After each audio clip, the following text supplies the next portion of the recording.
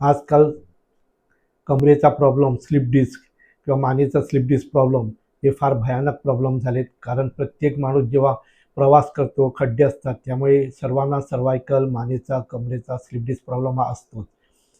त्याला उपचार काहीच नसतो. प्रत्येक लोक पेन किलर्स किंवा फिजिओथेरपी हे करत करत मग एवढ्या लेवलवर पोचतात की नंतर त्यांना सर्जरी करावी लागते. पण सर्जरीत गॅरंटी नसते, लोळेपणा येतो, त्याच्यामुळे लोक सर्जरी करायला जात नाही. पण आमच्याकडे एवढ्या लेवलच्या केसेस येतात, वर्षानुवर्ष केसेस स्लिप डिस्कनं हाल काढून मग आमच्याकडे येतात. तर त्यात एक तुम्हाला सांगायचं म्हणजे काल कोयलो म्हणून एक पेशंट होता. तो जपानमध्ये काम करायचा, यंग बॉय, अराउंड 25 ते 30 वर्षाचा असणार. त्याची व्हिडिओ तुम्हाला बघायला मिळेल आपल्या वेबसाईटवर. तर तो फार हाल काढत होता आणि एवढं त्यांनी डॉक्टर्स केले की त्याला जपानमधून अमेरिकेने सर्व UK सुद्धा सर्व उपचार झाले. पण शेवट तर तो एवढा परिस्थिती झाली की त्याला उचलून भारतामध्ये आणावं लागलं. त्याच्या घरी परत आला. तो आल्यानंतर त्याने भारतात मोठे मोठे डॉक्टर्स केले. सर्वांनी सांगितलं सर्जरी, पण कंडिशन एवढं वर्स होतं की गॅरंटी देऊ शकत नाही. मग त्यांचं कंडिशन एवढं वाईट झालं की तो बेडवर होता 12 वर्ष, बेड रिडन, आणि इथून तिथं जायला पाहिजे तो क्राउलिंग करून जात होता. अशा परिस्थितीत दिवस रात्र बेडवर रडत होता. त्याला कोणीतरी डॉक्टरने आमच्याकडे ॲडवाईस केलं, आमच्याकडे जाऊन ट्रीटमेंट बघ म्हणून.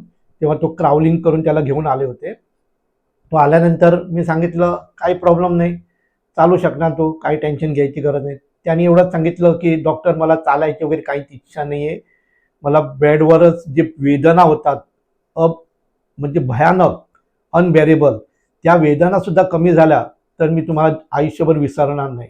मी म्हटलं असं का बोलतोस तू, मी चालवतो ना तुला, काहीच प्रॉब्लेम नाही, होणार तो चांगला, एवढी अपेक्षाच नाही म्हणाला. मग आम्ही केस सुरू केली.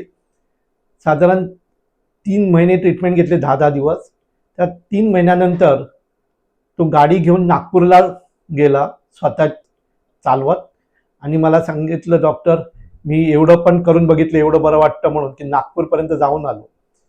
60 सिटिंग कंप्लीट होता होता त्याने टोटल नॉर्मल झाला. झाल्यानंतर मी म्हटलं बस आहे आता, आणखी एवढं ट्रीटमेंट कशाला करतो पुढं. तर तो पुढं आणखी करायला विचार करत होता. त्याने 60 सिटिंग नंतर 100 सिटिंग कंप्लीट केले. तर मी म्हटलं गरज नसताना का करतो, त्याची काहीतरी वेगळी इच्छा होती. मग मी म्हटलं तुला पाहिजे तसं, आणि त्यांनी 60 सिटिंगच्या जागी 100 सिटिंग कंप्लीट केले. तो एवढा चांगला झाला, एवढा नॉर्मल झाला की तो परत जपानला आपल्या मित्रांना भेटायला गेला. त्या मित्रांनी त्यांना बघितलं, हा चालतो, नाच सुद्धा करू शकतो, एवढं डान्सिंग करू शकतो, एवढं नॉर्मल झालंय. मग त्यांची इच्छा झाली, ते पूर्वी जसे थायलंडमध्ये रॉक क्लाइम्बिंग करायला जात होते तसं त्यांची विचार झाला की आम्ही परत रॉक क्लाइम्बिंग करायला जाऊया का, आणि ते सर्व ग्रुप रॉक क्लाइम्बिंग करायला गेले. याला काहीही त्रास झाला नाही. त्याने सांगितलं की बाकीचे तरी थकले पण मला काहीच त्रास झाला नाही, आणि मी पूर्ण रॉक क्लाइम्बिंग करून आलो. मग तो गोव्यात आल्यानंतर त्याचा आणखी एक वेगळं स्वप्न होता, तो बायकर होता. बाईक्स रायडिंग करण्याची त्याचा शौक होता, ते सर्व बंद पडलं होतं. तर त्याला परत इच्छा होती म्हणून त्यांनी एवढी ट्रीटमेंट घेतलं होतं की परत बाईक चालवी. ज्याला कमरेचा प्रॉब्लेम आहे त्याला बाईक चालवणं हे कधीच शक्य असत नाही, आणि याचं तर पूर्ण बेड रिडन केस होती. पण त्याची इच्छा होती, त्यांनी बाईक रायडिंग सुरुवात केलं, आणि गोव्यातून तो काठमांडू 8,000 किलोमीटर बाईक राईड करून जाऊन परत आला विदाऊट एनी प्रॉब्लेम. आणि त्यांनी येऊन गोव्यामध्ये पेपरमध्ये पूर्ण राईटअप घातलं की थँक्स टू डॉक्टर प्रभू, माझं स्वप्न साकार झालं, माझी इच्छा पुरी झाली, मी आता परत bike riding without any problem करू शकतो. तेवढ्यातच थांबला नाही. त्याच्यानंतर त्यांनी त्याचा रेकॉर्ड म्हणजे 1,00,000 किलोमीटर रायडिंग ऑफ बाईकचा रेकॉर्ड त्यांनी ब्रेक केला.